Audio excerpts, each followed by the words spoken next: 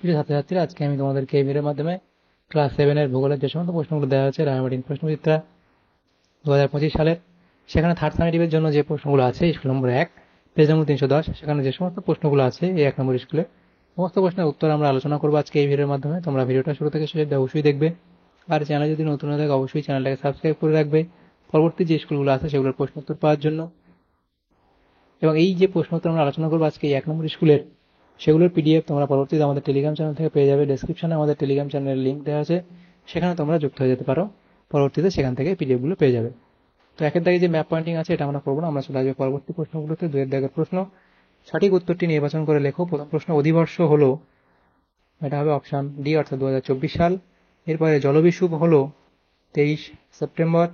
তারপরে ভারতের প্রমাণ দ্রাঘিমা হলো 82 ডিগ্রি 30 মিনিট পূর্ব। এরপর দ্রাঘিমা রেখাগুলির আকৃতি অর্ধবৃত্ত। আমরা বিষুব রেখার উত্তর দিকে বসবাস করি। পৃথিবীতে 7টি উচ্চচাপ বলয় আছে। বায়ু শীতল হলে চাপ বাড়ে, অপশন এ। ব্ল্যাক ফরেস্ট হলো এক প্রকার স্তূপ পর্বত, অপশন বি। এরপর ক্যানিয়ন গড়ে ওঠে শুষ্ক অঞ্চল, অপশন এ। এরপরে যে প্রশ্নগুলো আছে দেখো, 10 এর দাগের প্রশ্ন, ইউক্রেনের চেরনোবিল বিপর্যয় ঘটেছিল 1986 সালে। অ্যাসিড বৃষ্টির ফলে ঘটে সেটা হচ্ছে কি, মৃত্তিকা দূষণ। মালভূমি একটি লাভা গঠিত মালভূমি, অপশন ডি। এরপরে আছে উচ্চ প্রবাহে নদীর কাজ হলো হয়, অপশন এ। দাঁতে ক্ষয় সৃষ্টি হয় ফ্লুরাইড দূষণের ফলে। হাজার হ্রদের দেশ বলা হয় ফিনল্যান্ডকে। এরপরে ইউরোপের দীর্ঘতম নদীর নাম ভলগা। এরপর 5টা প্রশ্ন আছে 1 নম্বর করে। 3 এর দাগের উপযুক্ত শব্দ বসিয়ে শূন্যস্থান পূরণ করো। প্রথম প্রশ্ন, সমুদ্রপৃষ্ঠে বায়ুচাপের পরিমাণ। সমুদ্রপৃষ্ঠে বায়ুচাপের পরিমাণ 1013.25 মিলিবার। এরপরে অক্ষরেখাগুলি পরস্পর ড্যাশ হয়, তাহলে হবে কি, সমান্তরাল। অক্ষরেখাগুলি পরস্পর সমান্তরাল হয়। ক্যাডমিয়াম দূষণে ড্যাশ রোগ হয়, তাহলে সেটা হবে ইটাই। এরপরে অরোরা শব্দের অর্থ হলো মেরুজ্যোতি।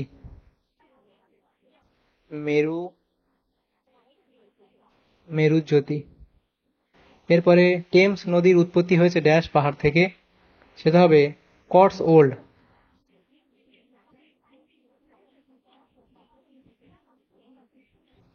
এরপরে প্রশ্নগুলো আছে 4 এর দাগের প্রশ্ন, বাম দিকের সঙ্গে ডান দিক মিলিয়ে লেখো। 5টা প্রশ্ন 1 নম্বর করে, বাম দিক এবং এদিকে ডান দিক। দাক্ষিণাত্য মালভূমি, সেটা এখানে মিলবে লাভা। তারপরে হিরে কাটার শিল্প, এটা হবে আমস্টারডাম। রেডিং, সেটা হবে বিস্কুট কারখানা। এলবুর্জ, সেটা হবে কাকেশাস পর্বত ছাপাখানা, সেটা হবে ওয়াচফোর্ড।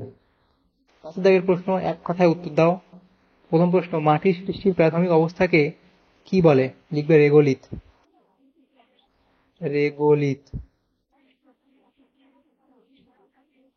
এরপরের প্রশ্ন, লন্ডন অববাহিকার আকৃতি কি রূপ? সেটা মাটির সরার মতো।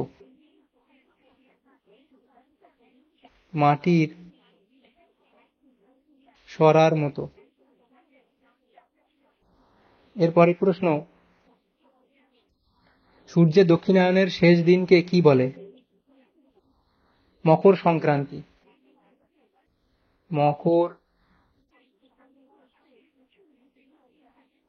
সংক্রান্তি বলে। এরপরে রুড় অঞ্চলের প্রধান খনিজ সম্পদ কোনটি? কয়লা। 6 থেকে যে প্রশ্নগুলো আছে 2 নম্বরের প্রশ্ন, 4টে প্রশ্ন উত্তর করতে হবে। 8 নম্বর দেওয়া আছে এখানে, নেক্সট আলোচনা করব। প্রথম প্রশ্ন, মুক্তিবেগ কাকে বলে? এটা লিখবে। মুক্তিবেগ বলতে কি বোঝায় সেটা লিখবে। সমচাপ রেখা কাকে বলে তার সমাচার রেখা এবং বৈশিষ্ট্য লিখবে। ইউরোপের কোন অংশে তুন্দ্রা জলবায়ু দেখা যায় এবং ট্রাক ফার্মিং কি সেটা লিখবে।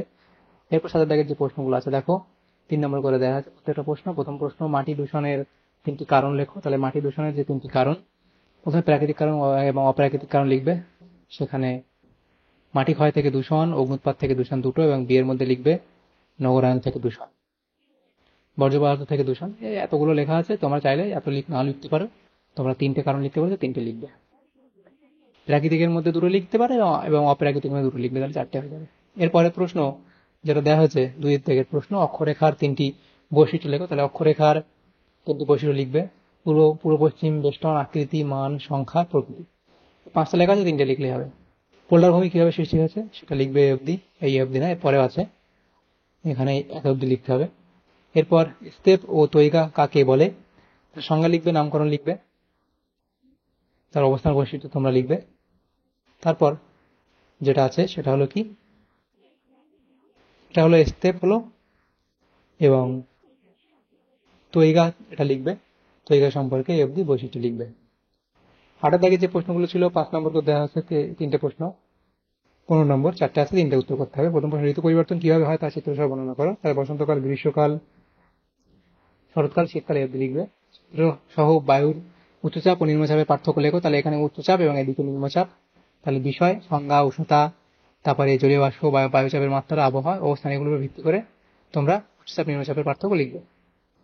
এরপরে যেটা আছে 3 নম্বর, রুট শিল্পাঞ্চল গড়ে ওঠার কারণগুলি লেখো। তাহলে স্থানীয় উৎকৃষ্ট মানের কয়লা, উন্নত পরিবহন ব্যবস্থা, আকরিক লৌহের প্রাচুর্য, পর্যাপ্ত জল সরবরাহ, মূলধনের প্রাচুর্য, সুলভ দক্ষ শ্রমিক, উন্নত বাজার, উন্নত প্রযুক্তিবিদ্যা, শক্তি সম্পদ এবং সরকারি নীতি ইত্যাদি উপর পয়েন্ট করে এত অব্দি তোমরা লিখবে। যেহেতু 5 নম্বর দেওয়া আছে, এত অব্দি লিখবে। এরপরে প্রশ্নগুলো আছে 4 দাগে, উদাহরণ সহ বিভিন্ন ধরনের মালভূমির শ্রেণী বিভাগ করো। তাহলে পর্বতবেষ্টিত মালভূমি, তার সংজ্ঞা এগুলো লিখবে। লাভা মালভূমি, ব্যবচ্ছিন্ন মালভূমি, তারপর লিখবে মহাদেশীয় মালভূমি, ইত্যাদি উপর ভিত্তি করে এত অব্দি লিখতে হবে। তাহলে এই প্রশ্ন উত্তর হয়ে যাবে।